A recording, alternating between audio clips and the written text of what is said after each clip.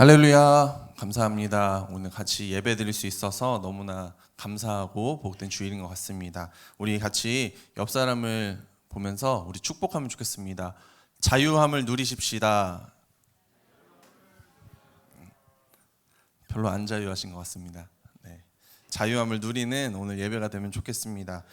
인도 코끼리는 작은 나무 말뚝에 이렇게 묶여 있다고 해요. 그래서 코끼리가 어렸을 땐 뺄 수 없을 만큼의 나무 말뚝이어서 이렇게 빠져나가려는 시도를 여러 번 한다고 합니다. 그런데 시도할 때마다 실패해서 체념을 하게 되는 거죠. 그래서 코끼리가 성장하여서 엄청난 크기로 성장을 하잖아요. 그래서 어른이 된 후에는 충분히 빠져나갈 수 있음에도 불구하고 그 작은 말뚝에 매여 있어서 작은 말뚝에 매여도 얌전히 가만히 그렇게 빠져나갈 시도조차 하지 않는다고 합니다. 어린 시절부터 실패하고 좌절하는 과정에서 자유에 대해서 체념하고 살아가기 때문에 그렇습니다. 우리도 마찬가지인 것 같습니다. 이전에 실패했던 그런 경험들이 우리를 무기력하게 하기도 하고, 특별히 죄에 묶였던 기억들이 우리를 자유하지 못하게 하는 그런 경우가 너무나도 많습니다. 그러나 우리는 예수 그리스도로 말미암아 자유케 되었음을 믿음으로 누리시는 저와 우리 모든 성도님들 되시기를 소망합니다. 우리 먼저 다시 한번 입술로 우리 선포하면 좋겠습니다. 우리 자신을 향해서 선포하면 좋겠습니다. 나는 자유합니다. 예수 안에서 나는 자유합니다. 아멘. 믿으십니까? 네, 함께 누리는 오늘 예배가 되면 좋겠습니다. 오늘날의 시대가 여러분 어려운 이유는요, 예수님이 없는 사람이 많기 때문에, 예수님이 없는 삶을 사는 사람들이 많기 때문에 그런 것 같습니다. 다른 해답, 이런저런 해답을 세상은 제시하고 알려주려고 하지만, 그러나 예수 그리스도만이 우리 모든 문제의 해답이신 줄로 믿습니다. 예수 그리스도께서 우리와 함께 하심을 믿으시기를 소망합니다. 예수 그리스도와 함께하는 그리스도인, 온전한 그리스도인이 필요한 시대를 우리가 살아가고 있는 것이죠. 예수 그리스도만이 우리의 유일한 해답이신데요, 그 유일한 해답이신 예수 그리스도를 드러내며 살아가는 사람이 없기 때문에 이 시대가 어려운 시대인 것입니다. 예수 그리스도를 보여주고 드러내는 것은 말로만 하는 사람이 아니라 그 삶으로, 자신의 삶으로 예수 그리스도가 드러나고 증거되는 거룩한 하나님의 사람인 것이죠. 그 한 사람, 예수 그리스도를 삶으로 드러내는 그 한 사람, 이 시대가 필요로 하는 그 한 사람이 우리 모두가 되면 좋겠습니다. 오늘 말씀을 통해서 그런 한 사람이 어떤 사람인가에 대해서 함께 나누기를 소망합니다. 우리 같이 본문 17절 말씀을 다시 한번 보면 좋겠습니다. 17절 말씀 함께 읽어보겠습니다. 시작. 주는 영이시니 주의 영이 계신 곳에는 자유가 있느니라. 아멘. 주님은 영이시고요, 그 영이 임하시는 곳에 가장 중요하게 나타나는 현상이 무엇이라고 말씀합니까? 자유가 임한다라는 것이죠. 이것은요, 우리에게 한 가지 중요한 사실을 깨닫게 해주는 것입니다. 그것은 예수 그리스도를 만난 이후에 우리의 삶에 자유가 임한다라고 한다면요, 그 전에, 예수 그리스도를 만나기 전의 상태, 그 상태를 우리가 알 수 있는 것이죠. 그 상태는 자유하지 못한 상태였다라는 것입니다. 자유하게 보이지만 실제로는 자유하지 않았던 것이죠. 여러분, 예수님을 만나지 못한 사람은 죄인입니다. 그리고 그 죄인의 상태는 자유로운 상태가 아닌 것이죠. 성경이 말해주는 죄인은 자유로운 것이 아니라 죄의 포로가 된 상태입니다. 죄의 종이 된 상태를 이야기합니다. 그래서 자유롭게 죄를 선택하고 자유롭게 죄를 짓는 것이 아니라요, 실제로는 죄인은 죄를 짓지 않을 자유가 없는 거예요. 죄를 선택하지 않을 수 있는 자유가 없는 상태가 바로 죄인의 상태인 것입니다. 이것이 평소 우리가 가지고 있는 생각과 차이가 있는 거예요. 우리는 교회에 다니고 그리스도인으로 살아가는 것이 우리의 자유를 속박한다라고 착각할 때가 많이 있습니다. 그러면서 세상을 바라보면서 저들은 자유롭게 살아가고 우리는 이렇게 절제하고 참고 견디면서 살아간다라고 그렇게 생각하는 데가 있는 것이죠. 그들은 세상은 마음대로 하면서 살아가고 우리는 마음대로 하면서 살아가지 못한다라고 생각할 때가 너무나도 많은 것 같습니다. 청년들이나 뭐 이렇게 어린 학생들과 이야기할 때 이런 이야기들을 하는 걸 종종 들어봤습니다. 내가 왜 이렇게 교회를 일찍 다녔을까? 공감하십니까? 좀 더 많이 누려봤어야 하는데 여러분 이것이 잘못된 생각이라는 것이죠. 왜냐하면 세상 사람들은 죄를 지을 수 있는 자유가 있어서 죄를 선택하는 것이 아니기 때문에 그렇습니다. 죄 말고 다른 것을 선택할 수 있어야 자유인데요. 죄 말고 다른 것을 선택할 수 있는 자유가 없는 그 부자유함이 그들에게 있다라는 것입니다. 오늘 말씀은 그러한 인간의 부자유함으로부터 해방되어야 한다. 그래서 자유함으로 나아가야 한다라고 이야기해 주고 있습니다. 예수 그리스도로 인한 자유함을 누리시기를 소망합니다. 죄인의 상태에서 우리가 자유케 되어야 하는 이유는 죄에서 벗어나야 하기 때문이고요. 또 한 가지 이유는 죄의 상태에서는 진정한 나의 모습과 나의 가능성을 발견할 수 없기 때문에 그렇습니다. 여러분 노예의 상태를 한번 생각해 보세요. 노예. 요즘에 우리 사회 가운데는 노예라는 그런 신분은 없지만 여러분 노예는 어떤 말을 하고 어떤 행동을 할까요? 노예에게는요 자신의 의지나 생각대로 살아갈 권리가 없습니다. 노예는 주인이 하라는 대로만 하게 되어 있고요. 주인이 말하라고 하는 대로, 전하라고 하는 대로 전하게 되어 있습니다. 노예는 주인에 의해서 살아가는 것이죠. 주인이 하라고 하면 하고 말하라고 하면 말하고 하지 말라고 하면 하지 않는 것입니다. 노예에게는 자신의 개성이 없는 거예요. 그렇다면 여러분 우리가 어떻게 자유케 될 수 있었습니까? 성경에서 발견하는 내가 예수 안에서 자유케 될 수 있는 이유, 그것은요 나의 몸값이 치루어졌다라는 사실입니다. 여러분 노예가 어떻게 해방될 수 있을까요? 노예가 어떻게 그 노예의 신분에서 자유케 될 수 있을까요? 몸값이 치러지면 해방될 수 있는 것이죠. 자유케 될 수 있는 것입니다. 여러분 내 몸값은 얼마입니까? 여러분의 몸값은 얼마이십니까? 여러분 내 몸값은요 2000년 전에 나를 위해서 십자가에 달리신 예수 그리스도의 보혈인 줄로 믿습니다. 나를 위해서 십자가에 달려 죽으신 예수 그리스도의 목숨, 이것이 나의 몸값이다라는 것이죠. 그것이 예수 그리스도의 보혈이 나의 몸값으로 치러졌다라는 사실입니다. 여러분 좀 과하게 많이 치러졌다고 생각하지 않으십니까? 과하게 많이 치러졌다. 여러분 그렇기 때문에 이 몸값은 확실하다는 거예요. 더 추가로 내야 할 추가 요금이 없는 거예요. 다 치러졌습니다. 더 이상 마귀가 내 인생에 대해서 소유권을 주장할 수 없다라는 사실입니다. 그리고 더 이상 죄악도 내 인생에서 소유권을 주장할 수 없다라는 사실을 우리는 기억해야 하는 것입니다. 왜 그렇습니까? 예수 그리스도께서 나의 몸값을 다 치르셨기 때문에 그렇습니다. 여러분 그렇기 때문에 우리 삶에 자유가 오는 것입니다. 그래서 우리의 삶을 돌아볼 때요, 나의 삶에 자유케 되는 것이 나에게 달려있지 않다라는 것을 우리는 기억해야 하는 것이죠. 만약 나에게 자유케 됨의 이유가 있다라고 한다면요, 내 인생은, 나의 삶은 굉장히 불안할 수밖에 없는 것이죠. 하지만 자유케 됨이 나에게 있지 않고 예수 그리스도에게 있으므로 우리는 완전한 자유를 누릴 수 있는 것입니다. 여러분 입술로 다시 한번 선포해 보겠습니다. 나는 자유케 되었습니다.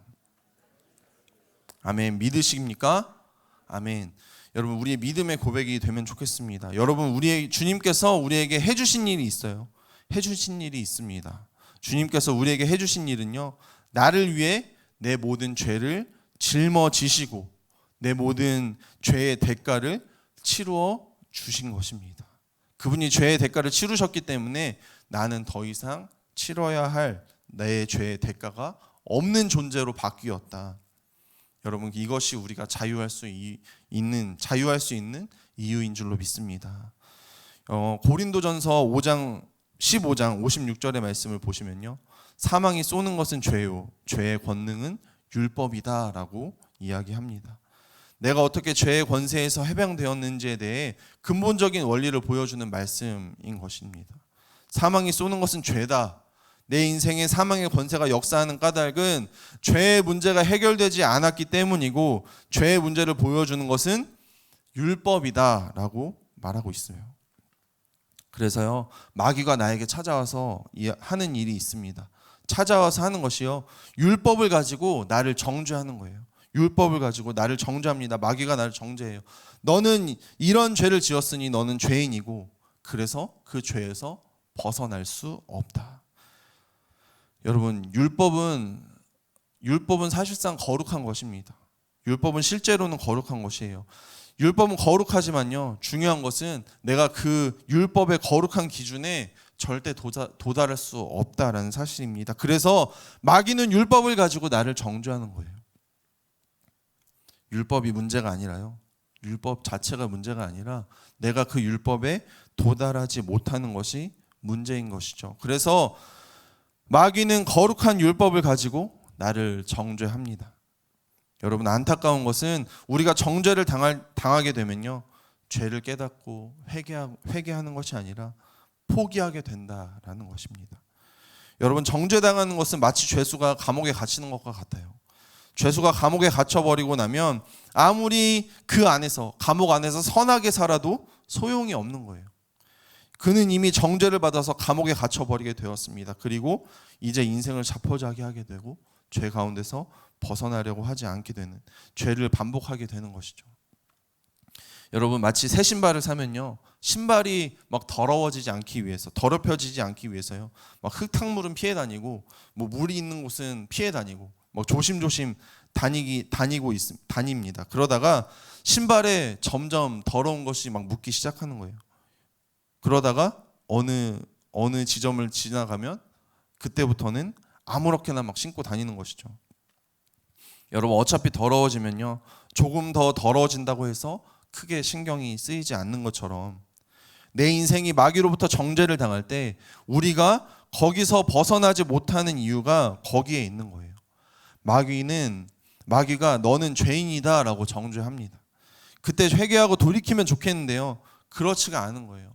우리 마음이 그렇게 되지가 않습니다. 이미 버린 몸, 죄 속에 빠진 존재, 나는 이미 감옥에 갇힌 인생, 나 스스로를 그렇게 바라보면서 벗어나지 못하고 있는 겁니다. 여러분, 혹시 우리 마음에, 여러분의 마음속에, 나의 마음속에 그러한 마음들이 있다면, 나는 죄에서 벗어나지 못할 거야 라는 스스로 정죄함이 있다면요, 죄의 멍에를 벗어버리시기를 소망합니다. 예수 그리스도께서 우리가 치러야 할 죄의 대가를 모두 해결을 하셨음을 우리는 믿어야 하는 것이죠. 그래서 그리스도 예수 안에 있는 자에게는 결코 정죄함이 없나니 이는 그리스도 예수 안에 있는 생명의 성령의 법이 죄와 사망의 법에서 너를 해방하였습니다. 우리 주님은 정죄하지 않으시는 분이신 줄로 믿습니다. 내 마음에 정죄의 소리가 들려오거든요. 그것은 예수님의 소리가 아니고요, 그것은 마귀의 속삭임인 줄로 알고 모두 물리치시기를 소망합니다. 예수 안에는 정죄함이 없는 것입니다. 여러분, 나의 죄값은 이미 치루어졌다라는 사실입니다. 너의 죄가 주홍같이 붉을지라도 양털같이 희게 될 것이다. 여러분, 예수 안에서 일어나는 일입니다. 이것이 주님께서 우리에게 해주시는 그러한 일인 거예요. 여러분, 가늠하다 현장에서 붙잡힌 여인을 기억해 보십시오. 그 여인은 죄를 지은 것이 맞습니다. 죄를 지은 것이 맞아요. 그리고 그 법에 의하면요, 돌로 쳐 죽임을 당하는 것이 맞습니다. 그 여인을 끌고 온 사람들이 틀린 것이 아니에요. 그러나 우리 주님께서 뭐라고 하십니까? 너희 가운데 죄 없는 자가 먼저 치라 말씀하십니다. 여러분, 그 여인은요, 죄를 지은 것이 맞습니다. 그러나 그 여인을 정죄할 수 있는 권한은 죄 없으신 하나님께만 있는 것입니다. 사람에게 있지 않은 거예요. 사람들은 다 돌을 놓고 떠나갑니다. 그리고 예수님께서 그 여인에게 다시 말씀하세요. 뭐라고 하세요? 너를 정죄하던 자들이 어디 있느냐? 나도 너를 정죄하지 아니하노니 가서 다시는 죄를 범하지 말라. 여러분, 예수님은 정죄하지 않으셨습니다. 왜 정죄하지 않으셨어요?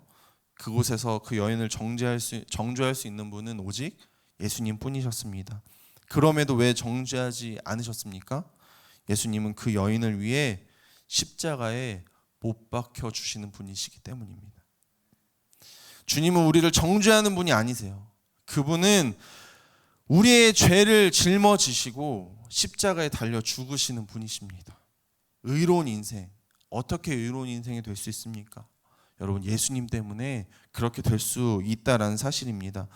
율법으로 하면 우리는 죽을 수밖에 없는 거예요. 그러나 십자가 앞에서 예수 그리스도를 믿는 믿음으로 내가 의로운 자가 되는 것입니다.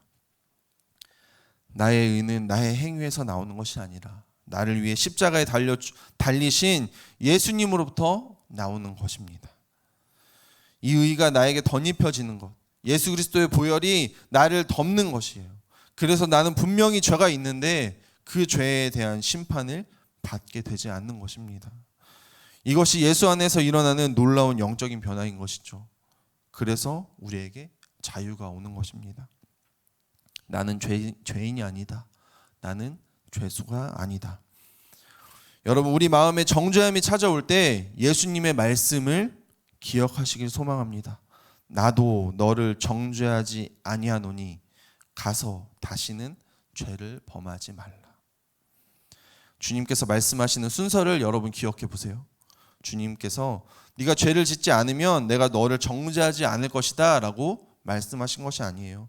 여러분, 내가 죄를 짓지 않았기 때문에 주님이 나를 정죄하지 않으신다라고 하지 않았습니다. 여러분 죄를 짓지 않으면 정죄함 당하지 않는 것이 당연한 거예요. 정죄함 당하지 않는 것이 당연합니다. 죄를 범하지 않았기 때문에 정죄하지 않는 것이 아니라요. 나도 너를 정죄하지 아니하노니, 나는 너를 정죄하지 아니하노니 이제는 가서 죄를 범하지 말라.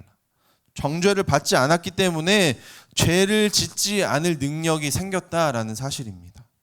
죄를 짓지 않을 수 있는 힘이 생기게 되는 거예요. 여러분, 정죄가 나를 거룩하게 하지 않습니다. 예수 그리스도의 십자가 앞에서 내 모든 죄의 사함 받음을 믿으시기를 소망합니다. 주님의 그 은혜가 정죄하지 않으시는 주님의 그 은혜가 나를 거룩하게 만드신다라는 사실입니다. 주님의 은혜가 내 삶을 새롭게 하시는 줄로 믿습니다. 내 인생을 자유케 되는 이유를 한 가지 더 우리는 발견할 수 있는데요. 그것은 나의 신분이 변화되었기 때문입니다. 나는 죄의 종에서 하나님의 자녀로 변화되었다. 나는 죄의 종에서 하나님의 자녀로 바뀌었다라는 사실이에요. 나의 존재가 변하게 되었습니다. 예수님의 바깥에 있을 때는 나는 죄의 종이었어요. 종에서 어떻게 자유케 되었습니까? 여러분, 종에게는 자유가 없지만요. 종은 자유가 없지만 자녀는 자유가 있는 거예요. 성경이 예수 안에서 일어나는 우리의 변화를 말해주는 것입니다. 요한복음 1장 12절과 13절 말씀을 보시면요. 영접하는 자, 곧 그 이름을 믿는 자들에게는 하나님의 자녀가 되는 권세를 주셨으니 이는 혈통으로나 육적으로나 사람의 뜻으로 나지 아니하고 오직 하나님께로부터 난 자들이니라. 아멘. 여러분, 이것이 구원의 사건이고요. 신분의 변화를 이야기하는 것입니다. 여러분, 구원이란 무엇입니까? 여러분, 구원이라는 것은 내가 어느 회사에서 단순히 승진하는 개념이 아니에요. 사원에서 과장이 되고 부장이 되고 그런 개념이 아닙니다. 구원은 종이었던 인생이 자녀됨으로 변화되는 것입니다. 어떻게 다를까요? 종은 자유가 없는 것이죠. 종은 마음대로 할 수 없습니다. 종은 그 앞에서 자유함이 없습니다. 여러분, 그러나 자녀는 자유가 있다라는 것입니다. 이것이 예수 안에서 일어나는 우리 삶의 영적인 변화입니다. 아들은 아버지 앞에서 자유한 것이죠. 아들은 그가 이룬 업적이나 성과로 그가 평가받지 않습니다. 그저 아들이라고 하는 사실로 충분한 거예요. 그 사실로 존귀한 것입니다.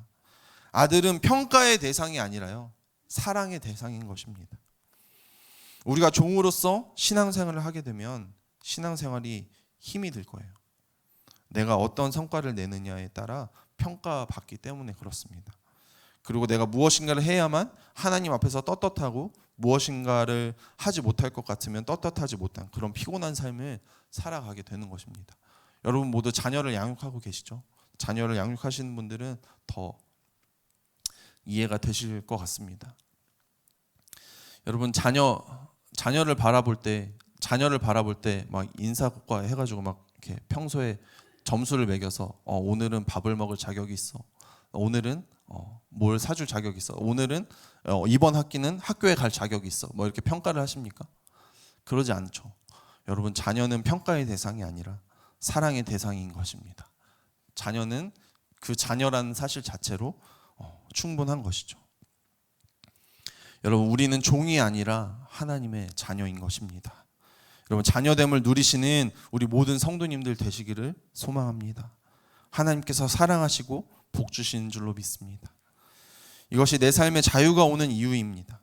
자유가 오는 것은 내가 독립된 존재가 아니어서, 독립된 존재가 되어서 내 마음대로 방종하며 살아가는 것이 그것을 의미하는 것이 아니라 참 자유는 내가 하나님 안으로 들어갈 때 오는 것이죠. 그러한 자유가 시작될 때 우리에게 일어나는 일이 있습니다. 그것을 우리가 발견할 수 있습니다. 여러분 자유가 우리 안에 시작될 때요, 그리스도 안에 들어감으로 우리 안에 자유가 시작될 때 비로소 하나님이 계획하신 진짜 나의 삶이 시작된다라는 사실이에요. 주님을 만나기 전에 나의 삶은 진짜가 아닌 거예요. 예수님 바깥에 있을 때 나는 죄인의 상태인 것입니다.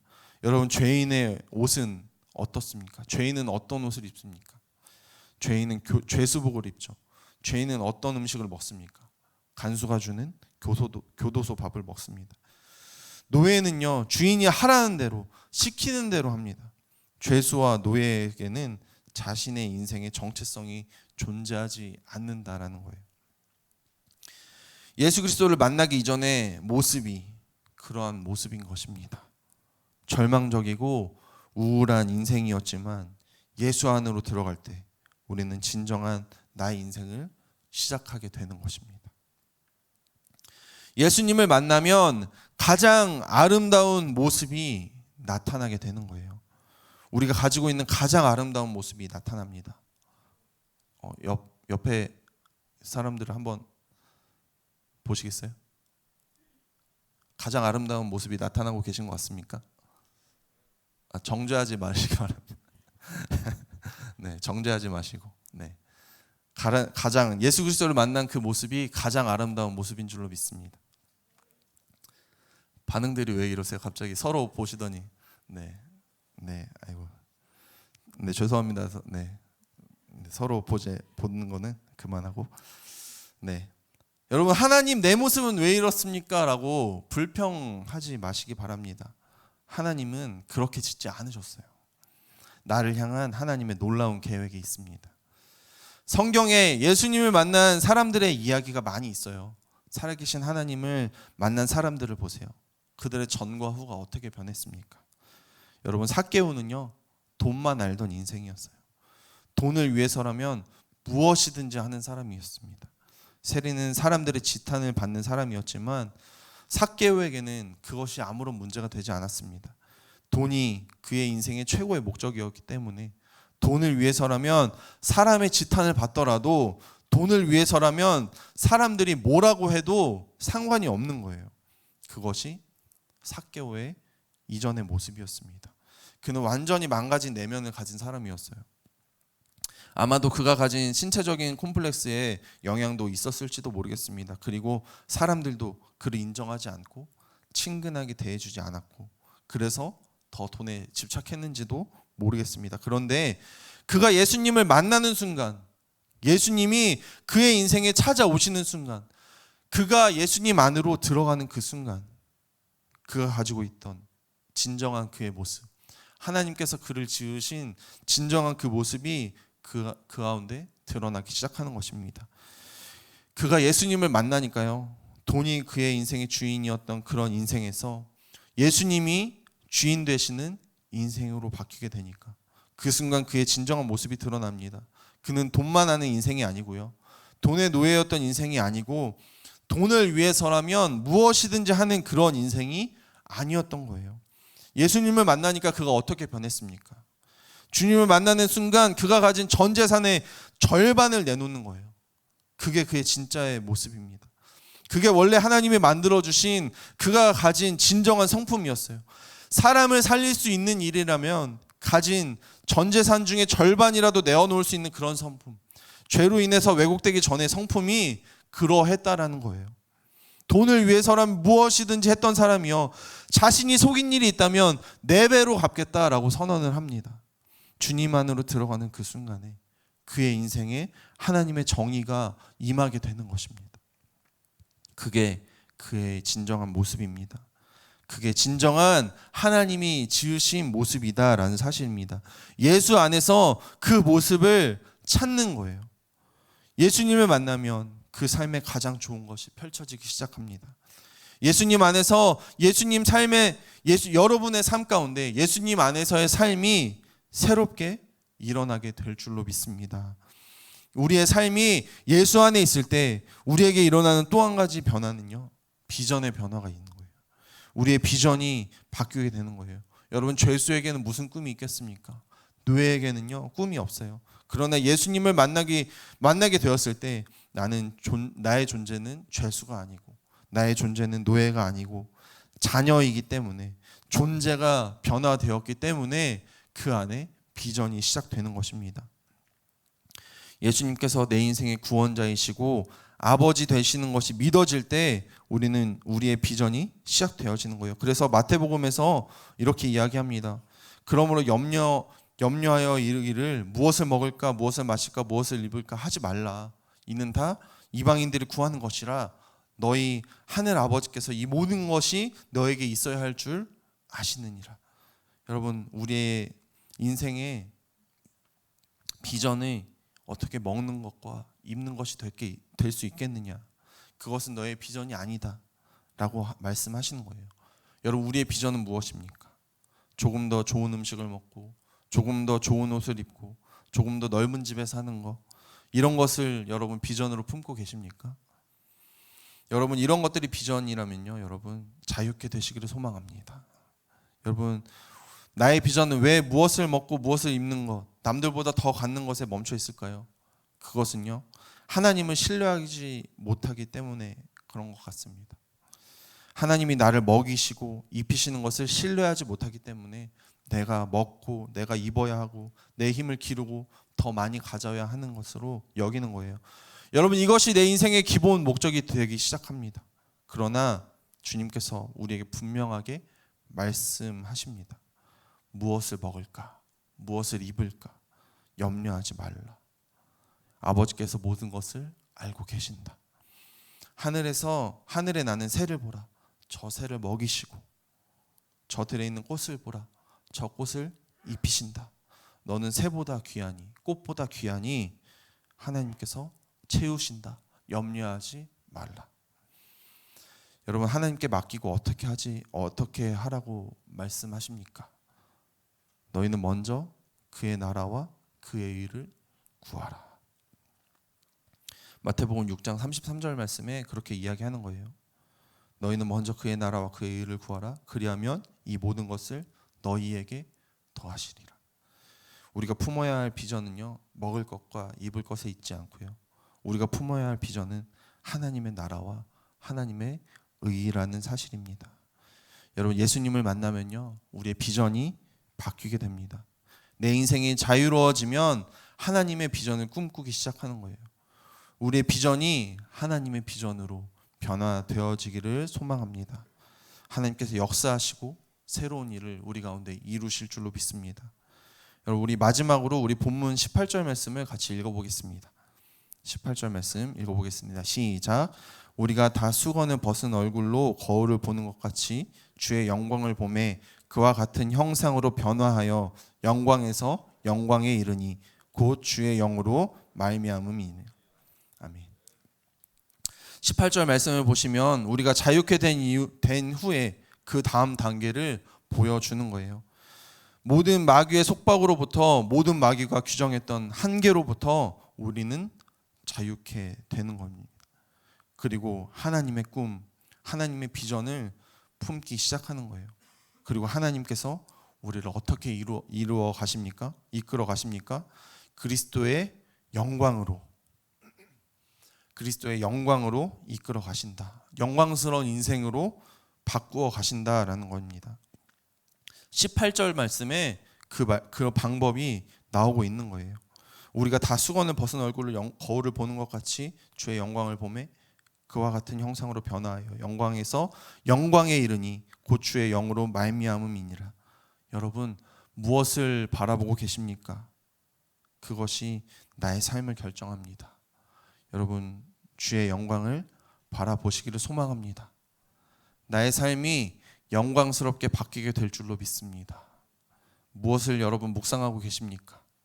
그것이 나의 꿈이 될 줄로 믿습니다. 여러분, 세상의 유혹을 바라보는 것이 아니라 예수 그리스도의 영광을 바라보시기를 소망합니다.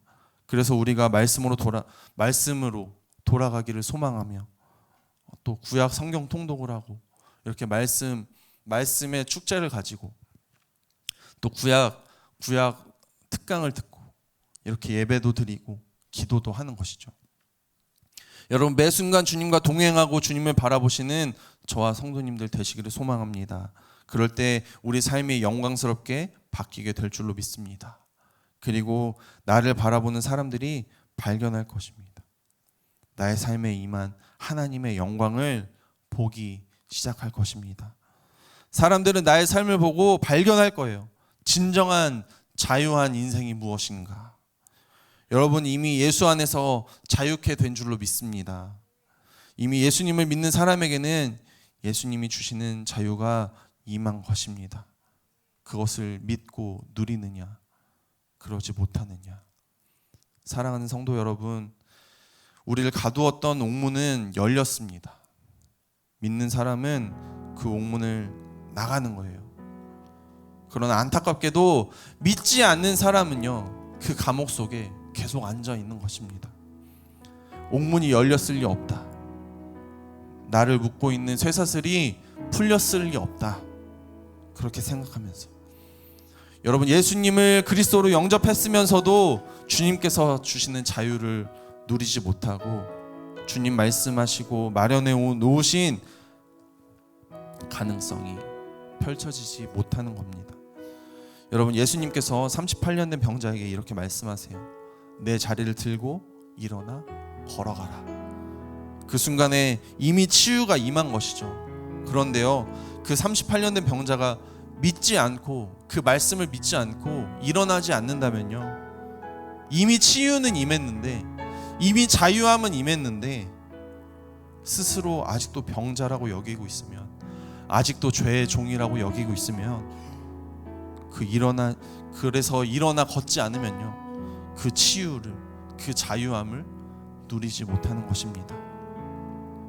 여러분, 이미 우리에게 임한 자녀됨, 이미 우리에게 임한 자유케 됨, 이미 우리에게 임한 비전의 변화를 우리의 믿음이 변화되어서 주님 안에서 이 모든 것을 누림으로 그리스도의 영광이 우리 삶 가운데 드러나게 되는 귀한 일들을 누리시는 저와 모든 성도님들 되시기를 소망합니다.